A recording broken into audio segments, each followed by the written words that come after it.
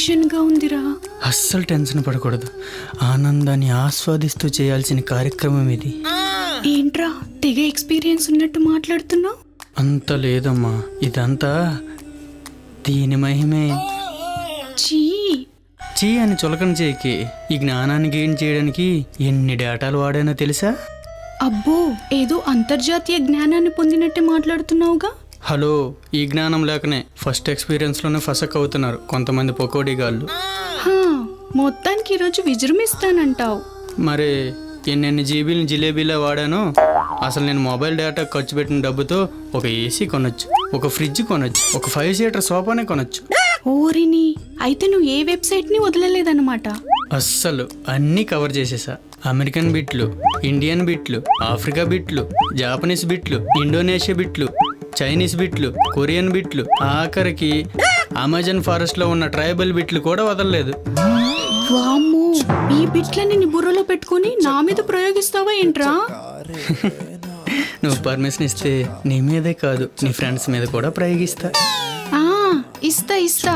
దానికి ముందు నీ ఎలుక పిల్ల మీద యాసిడ్ పోసి అలంకరిస్తా. అప్పుడొచ్చి ఆనందాన్ని బాగా ఆస్వాదిద్దు గాని.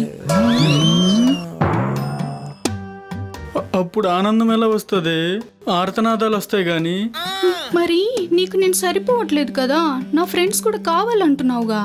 ఏ జోక్ చేసే బంగారం, నాకు నువ్వు తప్ప ఇంకెవరున్నారు చెప్పు. ఈ విషయంలో జోక్ కూడా చేయకూడదు నువ్వు. జోక్ కూడా చేయకూడదా బంగారం?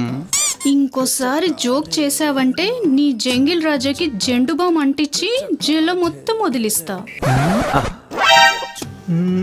ఓసే, నీ ప్రేత ప్రయోగాలు నా జంగిల్ రాజా మీద ప్రయోగిస్తానంటావేంటే?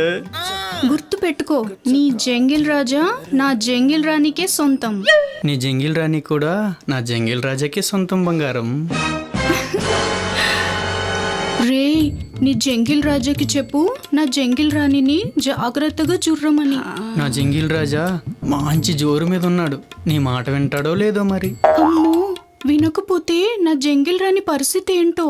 జంబలక్కిడి జాతరే. వామ్మో. ఈ కార్యక్రమం ముందు కొన్ని ఎక్సర్సైజ్ చేయమని ఒక బిట్ల బాబా చెప్పాడు. బిట్లు బాబానా? ఆ బిట్ల బాబా పుణ్యమా అని ఎన్నెన్ని బిట్లు వీక్షించానో. ఏంట్రా బాబు నీ బిట్ల పురాణం? ఒక్క నిమిషం ఆగే.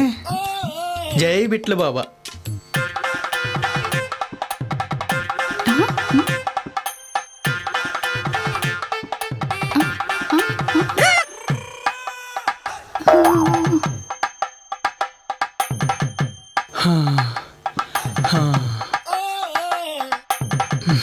ఏంటో నువ్వు. మర్చిపోయా, సేఫ్టీస్ తెచ్చావా? అంటే మనకిది మొట్టమొదటి కార్యం కదా, సేఫ్టీస్ వాడితే ప్యూరిటీ పొందలేమేమోనని. ఒరేయ్, నీ ప్యూరిటీ పేరుతో నన్ను ప్రెగ్నెంట్ చేస్తావా ఏంట్రా? నువ్వేం కంగారు పడకు. సేఫ్టీ వాడకుండా నువ్వు ప్రెగ్నెంట్ అవ్వకుండా ఈ కార్యక్రమాన్ని ఎలా సుఖాంతం చేయాలో కూడా నేర్చుకున్నాను. ఓరిని, ఈ పనికి మాలిన పాఠాలన్నీ నేర్చుకుని బ్రైట్ స్టూడెంట్వే అయిపోయావు కదరా. మరి నిద్రాహారాలు మాని మరీ నేర్చుకున్న పాఠాలన్నింటికి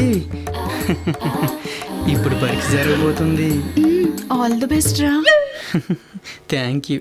మరి పరీక్ష మొదలు పెడతామా?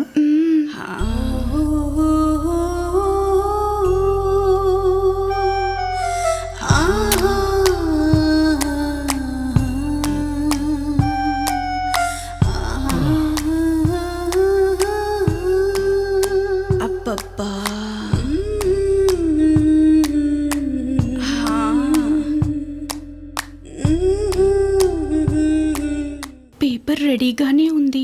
నీ పెన్ను తీసి ఎగ్జామ్ రాయడమే ఆలస్యం. పాడు. పేపర్ బాగా అటెంప్ట్ చేస్తుందిగా. జై బిట్లు బాబా, ఈ శిష్యుని ఆశీర్వదించు తండ్రి.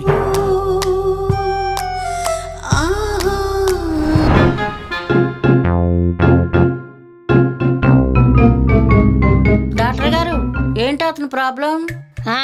అమెజాన్ ఫారెస్ట్ నుంచి తప్పిపోయి వచ్చాడంట. టాబ్లెట్లు ఇచ్చి అక్కడికే పొమ్మన్నాం.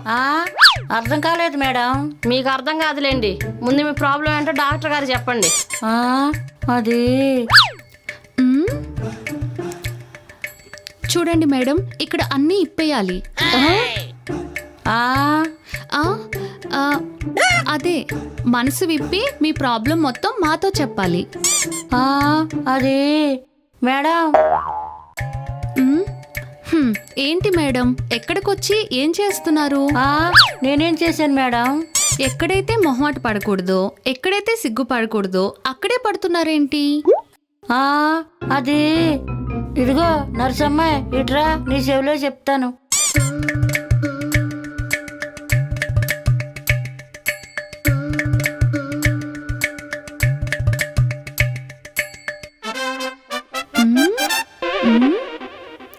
ఏంటి గేదెకి గ్యాస్ ట్రబుల్ వచ్చినట్టు ముఖం అలా పెట్టావు? ఈవిడికంట మగోళ్ళు ఎవరైనా షర్ట్ లేకుండా కనిపిస్తే వాడెవడో కూడా చూసుకోకుండా మీద పడిపోవాలనిపిస్తుందంట. హా?